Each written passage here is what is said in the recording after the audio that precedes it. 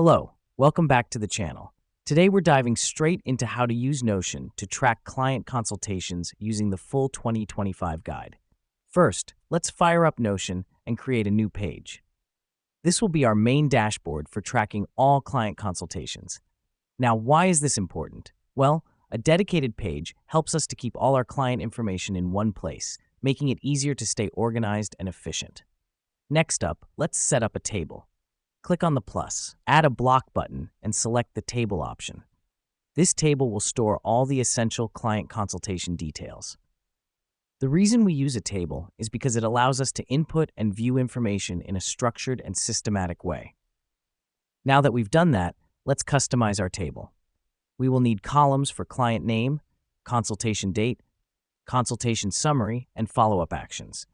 This helps us because it gives us a quick overview of each consultation and what needs to be done next. Okay, now that our table is set up, let's add some client consultations. Click on the plus Add a New Entry button and start filling in the details. Now here's what's happening behind the scenes. Each entry you make is automatically saved and can be edited anytime. This allows us to keep our client consultation records up to date and accurate.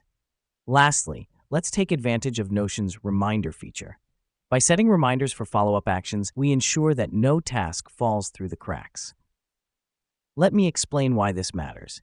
It aids us in maintaining a proactive approach with our clients, which is key to successful business relationships. In conclusion, by using Notion to track client consultations, we create a systematic, organized approach to client management.